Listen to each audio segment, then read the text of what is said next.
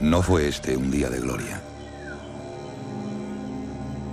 Al amanecer, la tierra estaba sembrada de los cadáveres de amigos y hermanos de uno y otro lado del mar. No fue este un día de gloria. Aquí murieron mayas y españoles enredados en una guerra cruel. Y aquí terminó también mi vida.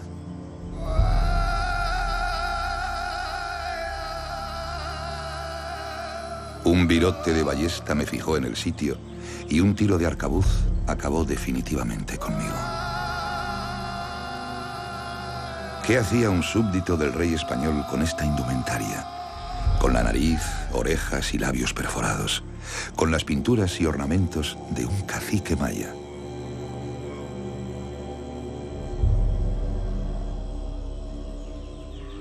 Algunos os dirán que se debe a que fui un traidor, un renegado de mi país, mi religión y mi gente. Otros os contarán historias de mi capacidad de supervivencia y mi afán de justicia. ¿Qué sabrán unos y otros?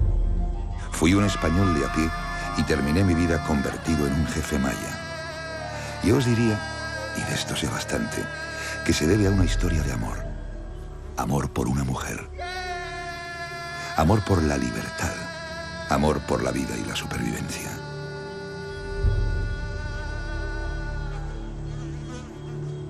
Pero no adelantemos acontecimientos. Dejad que me presente con mi último aliento. Me llamaban Gonzalo Guerrero y os voy a contar mi historia.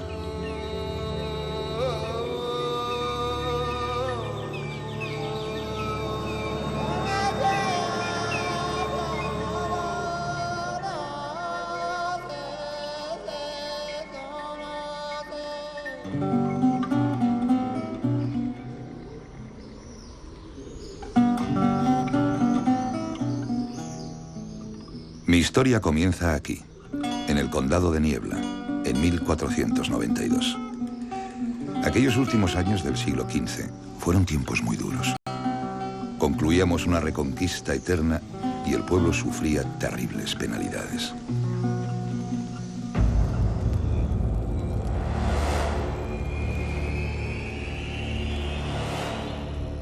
Veníamos azotados por la guerra, por el hambre, por la peste.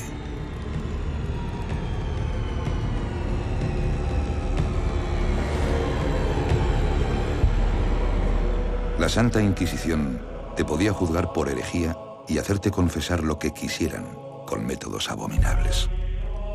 De ahí que apenas se sepa nada de mí hasta mi aventura al otro lado del océano. Aquí, en España, no tenía futuro ni posibilidad de tenerlo.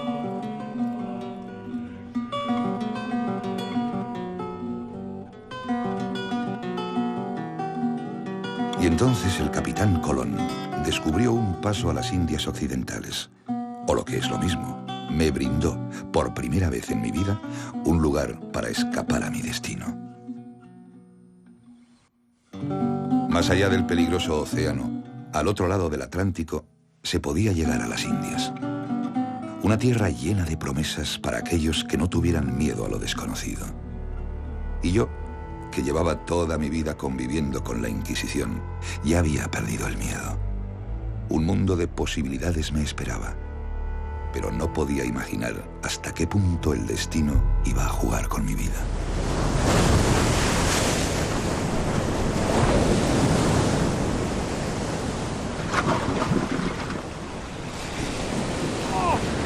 De vuelta de una incursión en el Darién, con rumbo a Santo Domingo y a la altura de Jamaica, el barco encalló en los bajíos que llaman Las Víboras y se fue al traste. Cuando después de semanas la providencia nos llevó a una costa desconocida, solo quedábamos 10. La sed y el agotamiento se habían llevado al resto.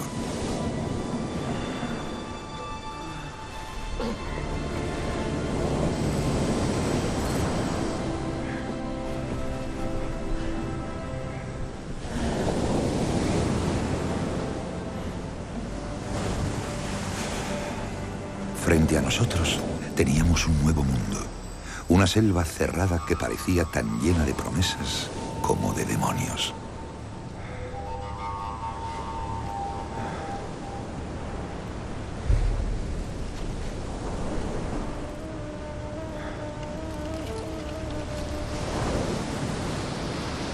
Capitán Valdivia.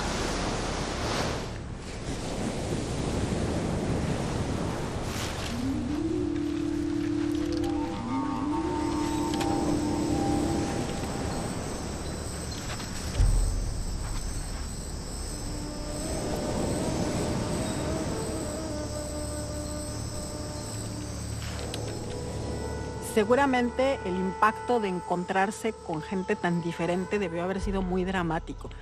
Y varió seguramente también en función de cada lugar, porque parece ser que los cocomes fueron muy agresivos con los extranjeros y hubo otros grupos que no. Entonces, también tiene esta reacción hacia el otro, tiene mucho que ver con la estructura interna de cada entidad política y la situación de cada momento. Posiblemente en algún momento fueron más amables con ellos porque pensaron en que pusieran ser útiles para ciertas tareas o para ciertas cosas, ¿no? Los mayas nunca habían visto a un hombre con barba. Y para nosotros, aquellos hombres pintados y semidesnudos eran la imagen de los salvajes, de aquellos caribes antropófagos que nos mataban despiadadamente en las costas del sur. Creímos, pues, que querían herirnos. Y como resultado, la espada de Valdivia iba a ponernos las cosas muy difíciles.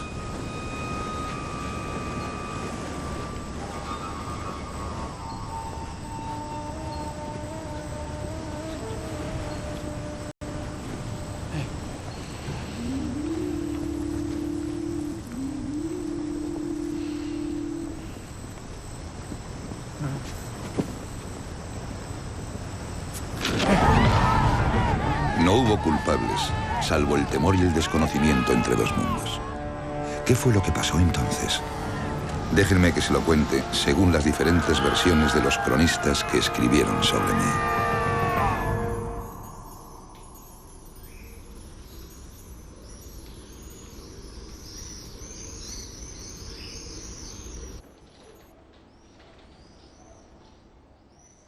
Pues los cronistas no dejan de ser, en cierta manera, los periodistas de la época. Entre ellos, de los que nos habla de Gonzalo Guerrero, está notablemente y en primer lugar Gonzalo Fernández de Oviedo, cuya crónica de 1549 es la primera que nos da una semblanza en profundidad del personaje.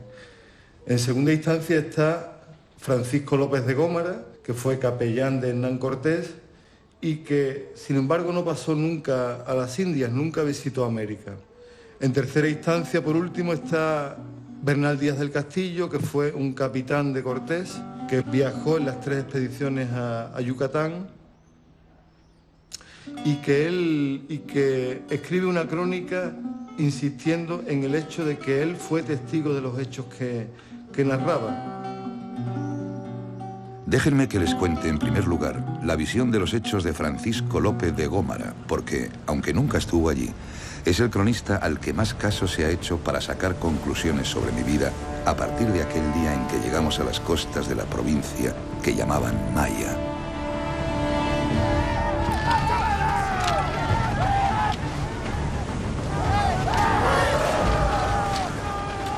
Gómara nos cuenta cómo sacrificaron al capitán y a 4 de sus hombres, y no contentos con ello, procedieron a comérselos. Luego, al resto nos apresaron dejándonos sumidos en oscuros presagios. De aquel cautiverio solo saldríamos con vida Jerónimo de Aguilar y yo. En el año de nuestro Señor de 1519, 7 años después de nuestro naufragio, Hernán Cortés llegó a la isla de Cozumel y se enteró de la existencia de unos españoles entre los mayas.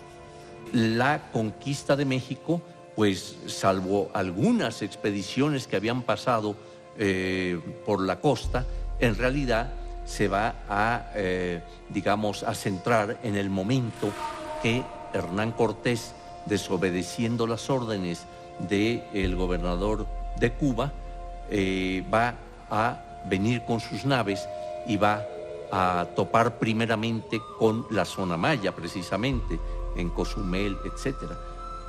Ahí es donde Cortés se va a enterar de que hay náufragos españoles, que hay gentes que hace 7, 8 años antes han naufragado y han estado viviendo, digamos, con los mayas mismos.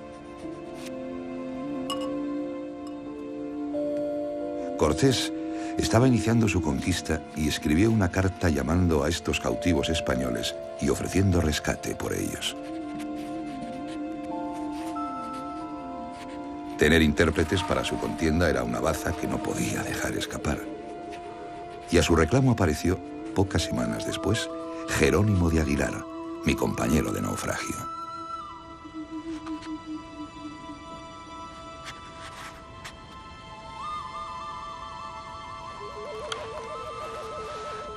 ¿Quién sois? Jerónimo de Aguilar, señor. Natural de Écija. Cortés interrogó a Aguilar sobre su procedencia y éste le narró su historia, la del naufragio, la de sus años de cautiverio. Y luego le habló de mí.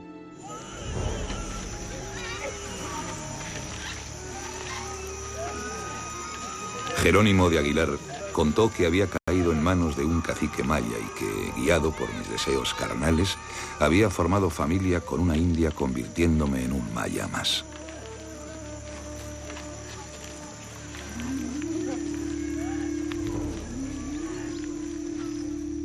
Según narraron los cronistas, Aguilar contó que en mi caída hacia la degradación había acabado por formar parte de la sociedad maya. Había aceptado ser parte de ellos, teniendo hijos con una india, e incluso había terminado por asesorar militarmente al cacique Nachan Khan, que me tenía prisionero. Para los españoles que le escucharon, me había convertido en un traidor, un idólatra y, en definitiva, un salvaje y un enemigo. López de Gómara, naturalmente, que era el capellán de Cortés, estaba a sueldo de Cortés, y el objetivo de su obra es fundamentalmente poner de relieve la hazaña cortesiana.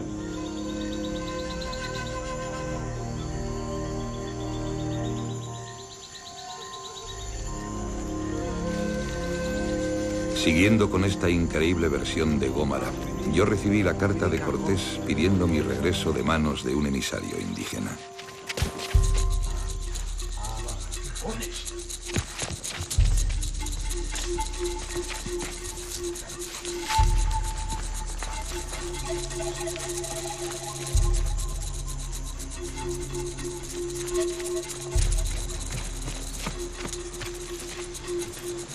Según relata en su crónica, rechacé la oferta porque durante este tiempo de cautiverio me había convertido en maya y me daba vergüenza que me vieran tatuado, horadado y pintado como un indio. Vergüenza, como si hubiera que avergonzarse de ser un jefe militar maya.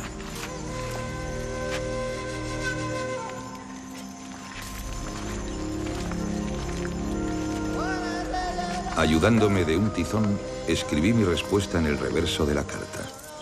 No aceptaba la oferta de Cortés. Ya no volvería jamás a España.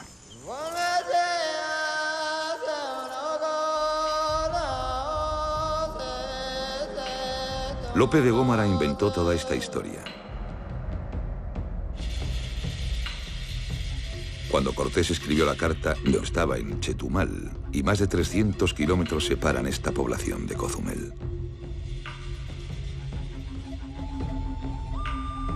Cortés había dado un plazo de 8 días para mi contestación.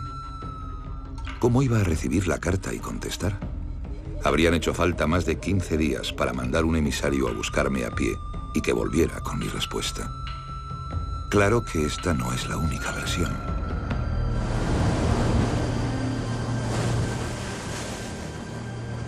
Otros 2 cronistas de la época narraron estos mismos hechos, y el primero de ellos fue Gonzalo Fernández de Oviedo.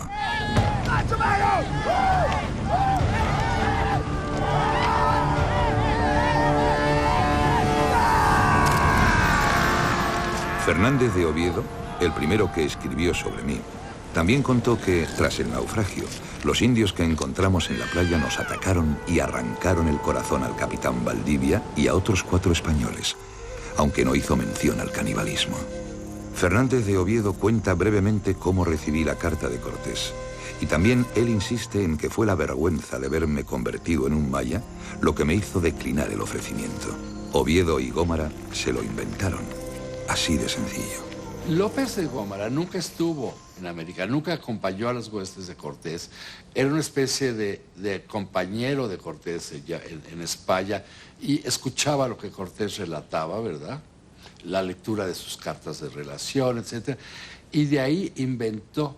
López de Gómara, si alguna importancia tiene, es que es el pionero de la ciencia ficción. Porque él inventaba a capricho todo lo que se le daba la gana y no es una fuente confiable.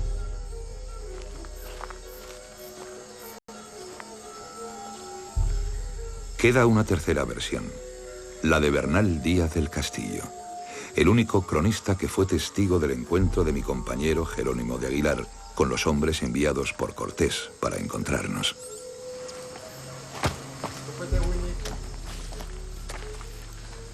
Díaz del Castillo no habla de matanzas en la playa, y mucho menos de antropofagia, pero cuenta que fue el propio Aguilar el que me entregó la carta de Cortés, algo que, como hemos visto, resulta imposible por las distancias. Por supuesto, ya lo sabes. Ay, españoles. Y, para mi fastidio, sugiere, una vez más, que junto al amor por mi familia, fue la vergüenza la que me hizo permanecer en estas tierras. En general, yo investigué qué pasa cuando un cristiano se pierde en las Indias. En la versión española siempre está atrapado, cautivado por los feroces indios indómitos, salvajes, idólatras, infieles, que son amigos del diablo, etc., ¿no? Y se vincula como tal a imágenes pintadas con toda claridad de que así era. Y cuando uno revisa las experiencias en las mismas fuentes de Indias, principalmente las primeras, esto es, Las Casas, Oviedo, Fernández de Oviedo y Pedro Mártir, encuentran muchos accidentes, naufragios y cosas así, donde los españoles que caen entre los indios son relativamente bien recibidos, alimentados, curados, tratados.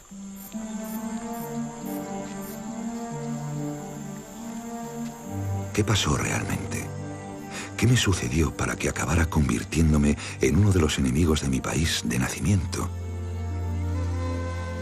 ¿Cómo pude convertirme hasta tal punto en un maya? Déjenme que sea yo, que sí fui testigo de mi historia, el que les aclare algunos puntos.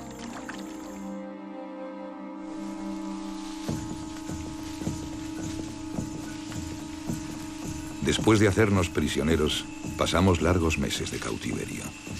Los Tutul Xiúes, otro grupo maya, nos arrebataron de su tribu enemiga, los Cocomes, los que nos habían apresado en la playa.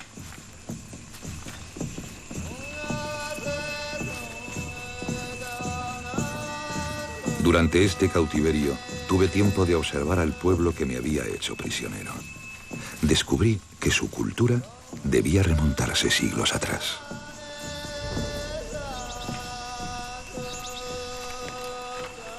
Cuando naufraga el barco de Juan de Valdivia y Gonzalo Guerrero se queda a la deriva, cerca de aquí, posiblemente en un lugar entre Cancún y Akumal, el mundo maya estaba concentrado principalmente en la costa. La economía de esa época, la economía de lo que los arqueólogos llamamos el posclásico, es una economía centrada en el comercio marino. Entonces hay una gran cantidad de asentamientos a lo largo de toda la costa, grandes ciudades como Tulum, como Muyil, donde estamos ahora, como Xel-Há, Xamanjá, Xcaret. Todos estos sitios forman un gran sistema de asentamientos que es casi continuo desde la Bahía de la Ascensión hasta lo que hoy es Cancún. La cultura maya viene siendo un poco más antigua que la griega, ¿no? Y es curioso que a veces aquí se diga que es el nuevo mundo, cuando aquí las culturas a veces eran más antiguas que las que venían, ¿no? O sea, el español es una lengua realmente nueva en comparación del maya, ¿no? Que tiene 3.000 o 4.000 años de existir, ¿no?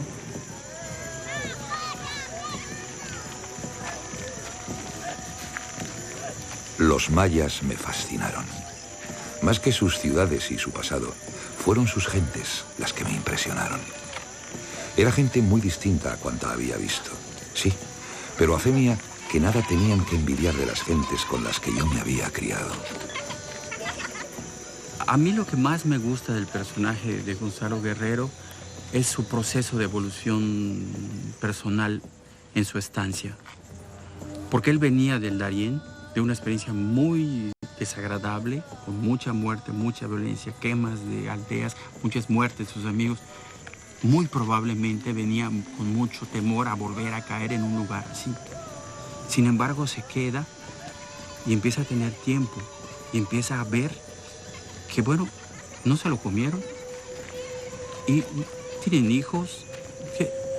¿Me explico? Y empieza a ver una especie de tocar fondo a ese fanatismo que se había desarrollado normalmente en la guerra, y él se da cuenta que la otra gente es como él y que no era una guerra santa contra alguien mortalmente diabólico ni nada por el estilo. Era gente común y corriente, de alguna manera diferente, etc. Y él puede darse cuenta de esta diferencia y empieza a experimentarla, ¿no? Donde hasta entonces solo había visto salvajes, comencé a ver personas, familias.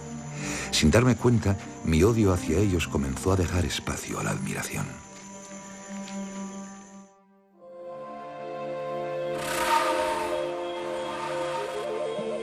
Nuestra vida como esclavos de los Tutul-Siúes no resultó fácil.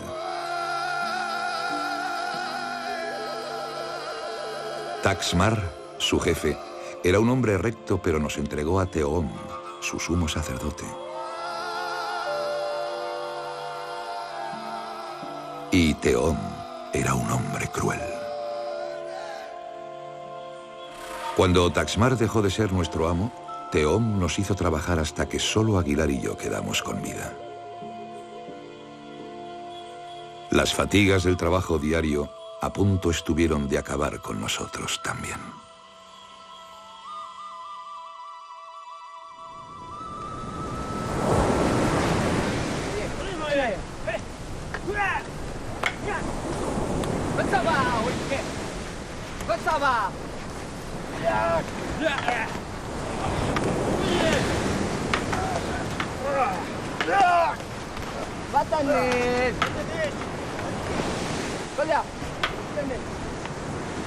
Un día en el que Taxmar, nuestro antiguo amo, observaba cómo entrenaban sus guerreros para un combate inminente contra los cocomes, se le ocurrió hacernos llamar.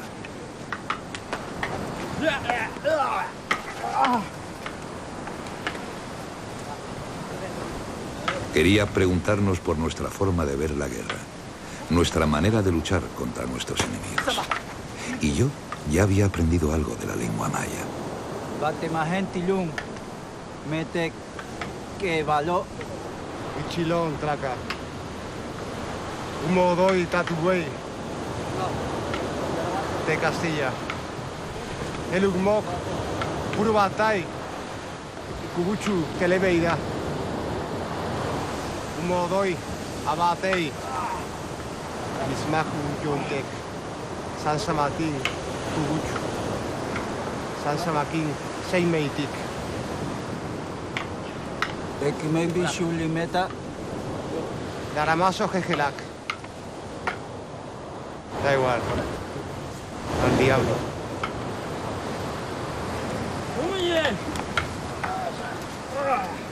Aguilar, como siempre, se encomendó al Altísimo y no pronunció palabra. Pero yo recordé a los hideputa que asesinaron a Valdivia y los demás en la playa, y acercándome a los guerreros, les hablé de algunas técnicas elementales del arte de la guerra.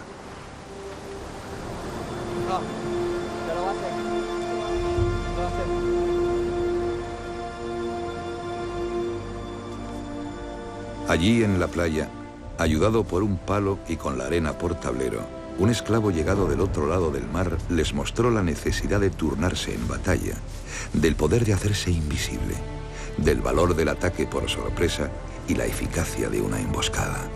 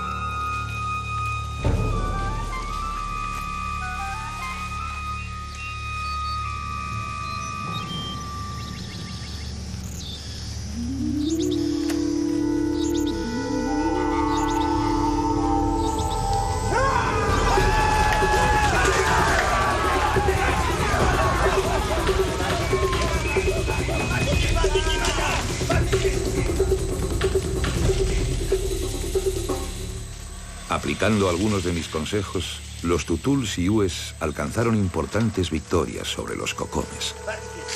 El honor de mis compatriotas muertos en la playa estaba vengado. Y, sin buscarlo, mi reputación entre los mayas fue creciendo.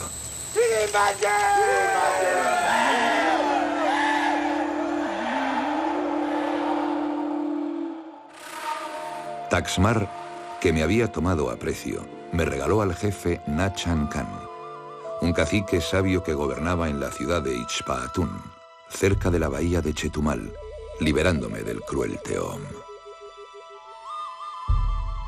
Eso iba a suponer un gran cambio en mi vida, y me iba a separar para siempre de Jerónimo de Aguilar. A pesar de lo que contaron algunos cronistas, jamás volví a verle. Me habían aceptado entre los mayas, pero no fue el respeto y admiración por este pueblo y su cultura lo que cambió definitivamente mi vida, sino algo mucho más sencillo, poderoso y universal. Se llamaba Sasilja. Cuando la vi por primera vez, pensé que todas las penalidades que había pasado desde que embarqué hacia las Indias habían merecido la pena.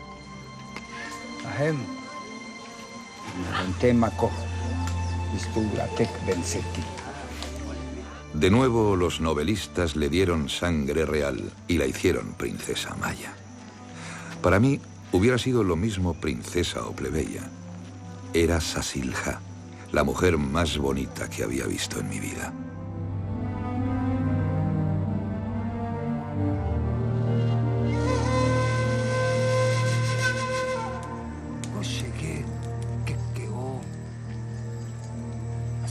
Toto, Cucubé, Eclete, Chao, Hachinohoch, Chenchico, Choné. Sasilja se convirtió en mi obsesión. Hach, Chenchile, Che, Lilijoval, Che, Balam. Susita, Kekeo.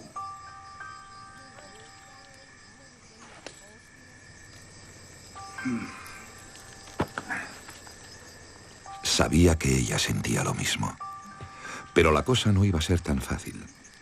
El padre de Sasilja también notó nuestro mutuo interés y puso condiciones a su hija. Si yo quería formar familia, entrar en la sociedad de los tutulsiúes, debía aprender a conocer y respetar la tierra y el mundo de los mayas. Pues yo creo que igual que para todos los pueblos mesoamericanos y muchos de los pueblos preindustriales del mundo, el tener toda una serie de seres sobrenaturales pues es un concepto básico para entender el universo y el cosmos.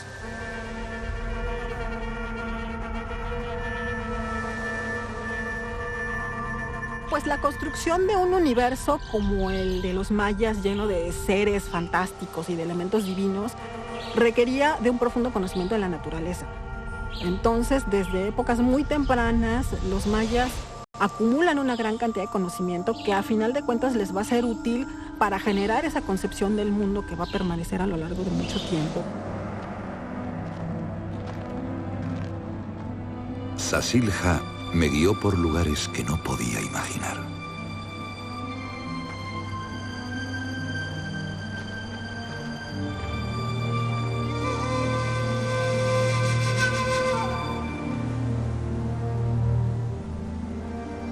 Los orígenes de esta civilización se remontaban más allá de los de aquella de la que yo procedía. Las ciudades olvidadas que encontré en aquel viaje me hablaban de siglos de conocimiento y desarrollo. Y, sin embargo, aquel pueblo estaba unido a la tierra por lazos invisibles que yo no podía entender. Al principio, el viaje me resultó emocionante por la compañía de Sasilja. Pero según fue pasando el tiempo, algo diferente fue calando en mi interior.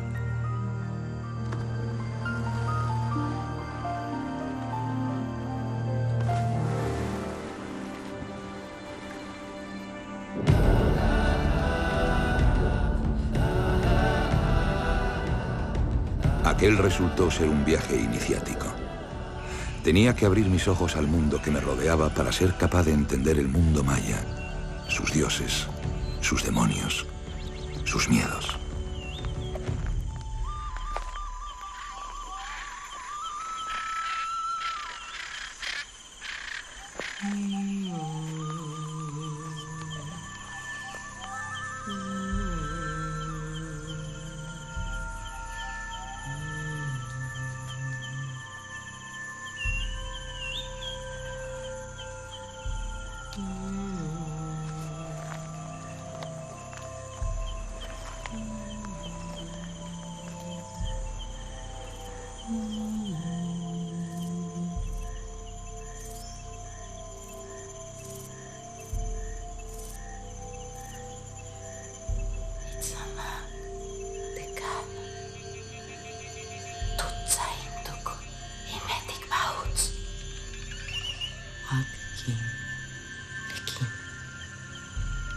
Tutsa imuk, shamanek, tutsa tech, sasi, tutsa tushkabi, kanantech, titsai komodo, yantatech.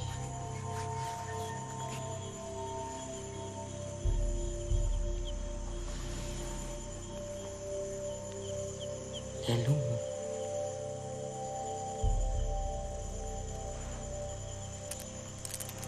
Sembash que cuyanta.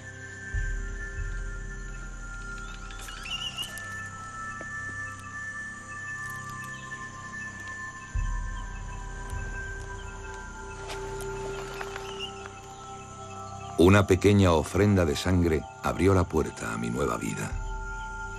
La mujer de Gonzalo Guerrero va a jugar un papel muy interesante porque vemos cómo ella, cuando Jerónimo de Aguilar llega a invitarlo para que se una a las naves de Cortés, ella le reprocha y le dice que se vaya, lo que implica que, pues que tiene una presencia fuerte ahí, y en cuanto a su relación con el mismo Gonzalo Guerrero, con su esposo, pues por lo visto los mayas lo han aceptado.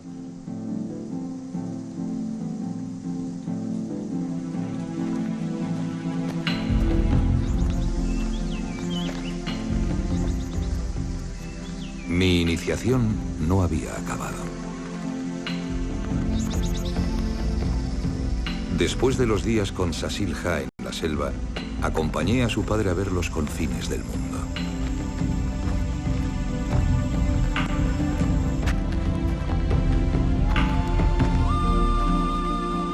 Aquel día recibí el permiso para unirme a Sasilja. Serían ella y mis hijos, y este increíble mundo de naturaleza salvaje, los que terminaron por hacerme maya.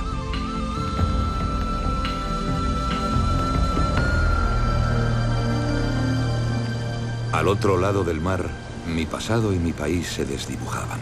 Lo que no podía imaginar era que la paz en mi nuevo mundo iba a durar muy poco.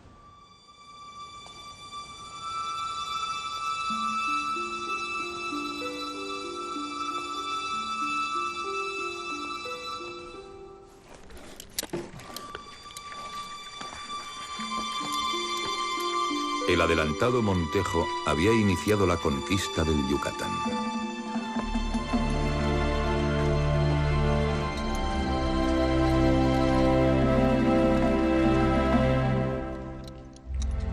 Hasta entonces, yo había ganado reputación con los mayas, enseñándoles estrategia bélica contra sus enemigos indígenas. Pero ahora, un nuevo enemigo amenazaba a los mayas, a mi pueblo, a mi familia, a mis hijos.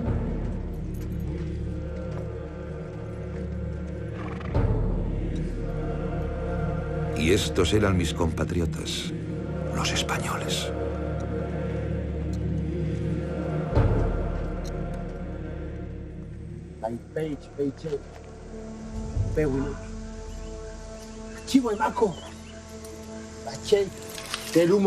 Tenía que hacer algo ante la seguridad de lo que se avecinaba.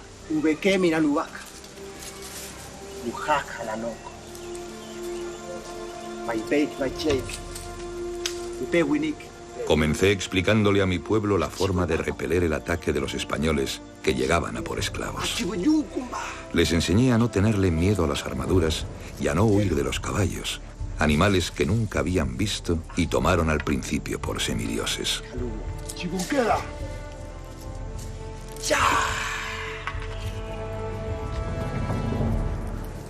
Les enseñé, en suma, a defenderse de aquellos que pretendían robarle sus tierras y acabar con su cultura.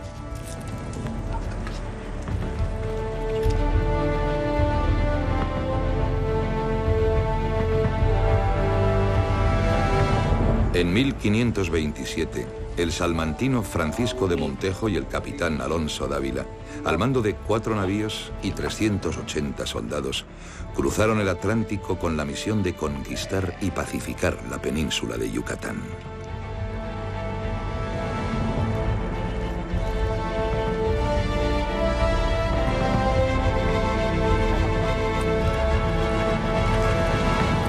Al enterarse de mi existencia y de la resistencia que había ofrecido a Grijalva, a Francisco Hernández de Córdoba y al mismísimo Cortés, Montejo me envió una misiva.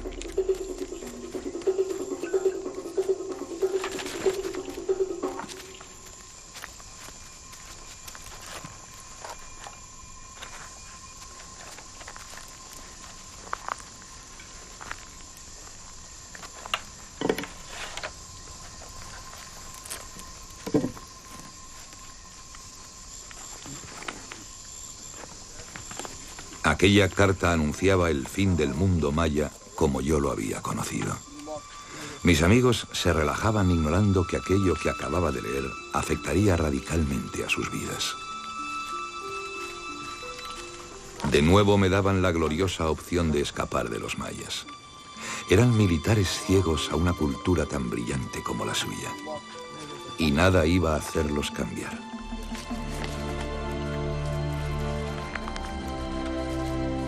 Así que por toda respuesta preparé a los míos.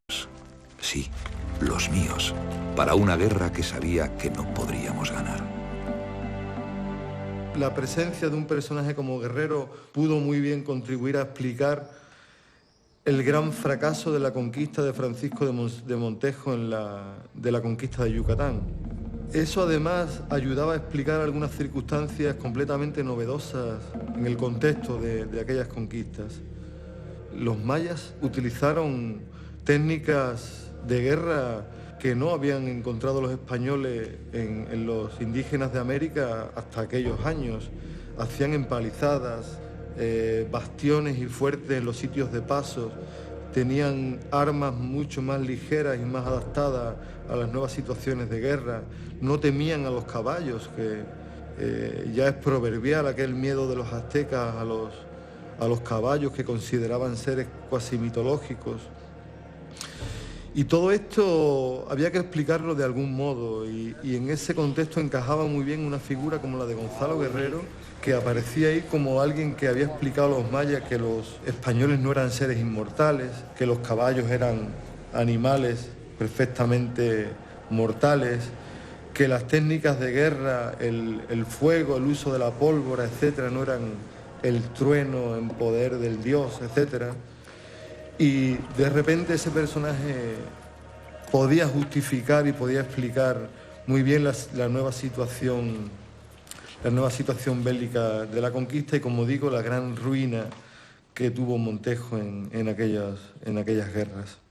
En el caso del descubrimiento de América, como se considera a los que no tienen la misma religión cristiana como infieles, secuaces del diablo, entonces todo lo que se lleva con los indios o viene de los indios es malo.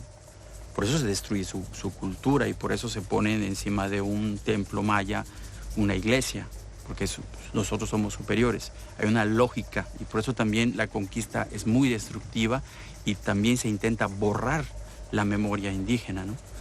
Porque venían del diablo. Esto hace que Gonzalo Guerrero, que se adapta a los indios, vive con los indios, se casa con una india, es malo, porque se lleva con los malos,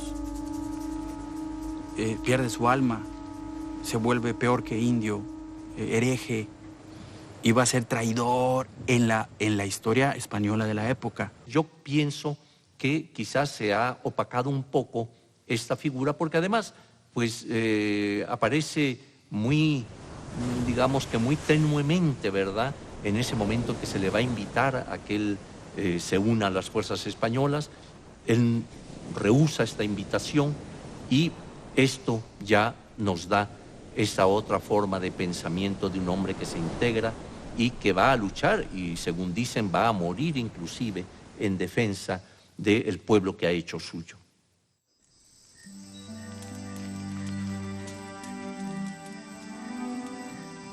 Yo por entonces me sentía enteramente maya. Aquí tenía mi familia, mis hijos, mi vida. Cuando llegué a casa aquella noche, mi mujer, Zasilja, leyó en mi ánimo lo que se avecinaba, aquello que habíamos estado temiendo.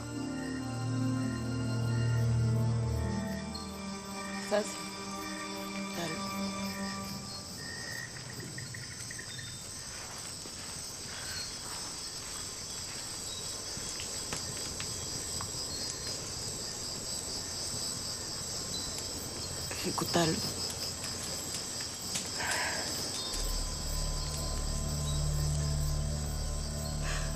Cájale el humo. Tiantanwick. Tu pusicale.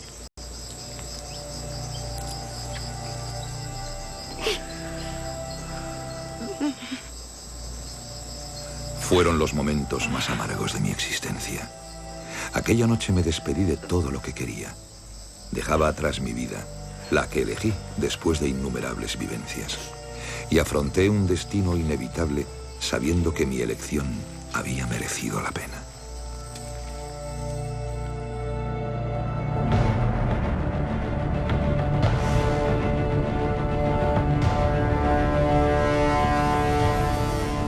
Mi historia llegaba a su fin. Los españoles luchaban en el sur contra otros mayas. Al mando de 50 canoas, dirigí a mis guerreros hacia la actual Honduras para ayudar a Xisimba el Batab, el gobernador de aquella región. Dejaba atrás una tierra que me adoptó y que amé hasta dar la vida por ella. Dejé a mi mujer por la que renegué de mi pasado y mis creencias. Y dejé lo único trascendente que una persona puede dejar en esta efímera vida. Mis hijos, los primeros mestizos entre dos mundos.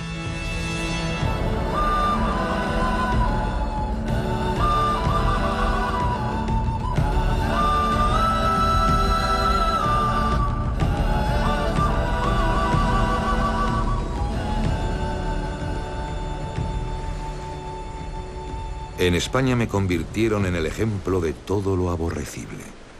Fui tachado de traidor, de hereje, de hombre sin honor, y en consecuencia fui borrado de la historia. Hay tres rasgos fundamentales en el personaje que aparecen desde el principio. Primero, que está casado con una indígena, con la que tiene hijos. Aquello era un pecado tremendo, imperdonable y expresamente prohibido por las ordenanzas reales. Segundo, que está tatuado, que tiene perforadas las orejas, las narices, sajada la lengua, del mismo modo que la tienen los indígenas cuando hacen sus sacrificios, el cuerpo labrado o pintado, es decir, tatuado, lo cual indicaba un abandono de la fe, del camino recto de la fe y un acercamiento a los rituales indígenas.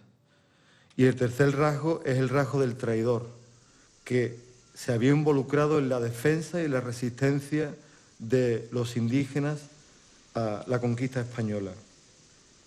Naturalmente, quien ponía en primer lugar un interés particular, el amor, a un interés colectivo, la guerra, era inmediatamente demonizado y convertido en un traidor, en un hereje, en un apátrida, etc. Nadie fue capaz de ponerse en mi papel. No fui un traidor ni fui un hereje. Tan solo fui un hombre capaz de aceptar al otro. Es un ejemplo de la manera en la que debemos vivir la interculturalidad en el mundo de hoy. En el mundo de hoy donde todavía encontramos esas rivalidades tan absurdas, ¿no? Entre culturas. Podemos compartir con muchos iguales a nosotros, pero en cuanto se presente el otro, nuestra reacción es de miedo, es de rechazo. Y Gonzalo Guerrero nos da una nueva pista, ¿no? de acercamiento, de conocimiento, de integración. Y no creo que haya un problema de que se dejó de creer en Dios, en el Dios cristiano. No, eso son preocupaciones que siempre las instituciones han metido en la historia, porque en la gente normal no tenemos ninguna preocupación de ese tipo, ¿no? Y hay un descubrimiento del otro, de un otro que te puede acompañar, de un otro con el que puedes estar sin guerra, etcétera, ¿no? Esa es la enseñanza que yo creo que más me gusta.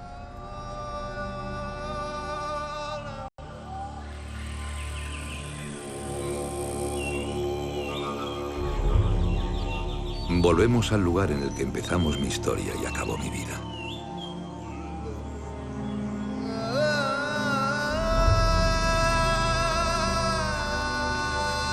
Ahora ya pueden juzgar ustedes si fui un traidor, un hereje, un libertador o un pobre diablo. Al fin de cuentas, y sin querer molestarles, es algo que ya poco puede importar. Me encontré con el otro y lo acepté. Fui el primer español en mestizar dos culturas extraordinarias y dos razas de hombres que se fundirían en una sola, como lo fue Sasilja entre los mayas.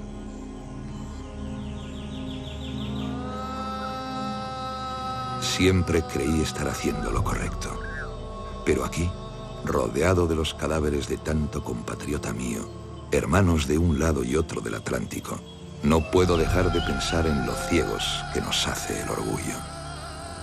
Y me pregunto si alguna vez seremos capaces, los seres humanos, de ver las maravillosas aportaciones que nos ofrecen las culturas y civilizaciones diferentes a las nuestras.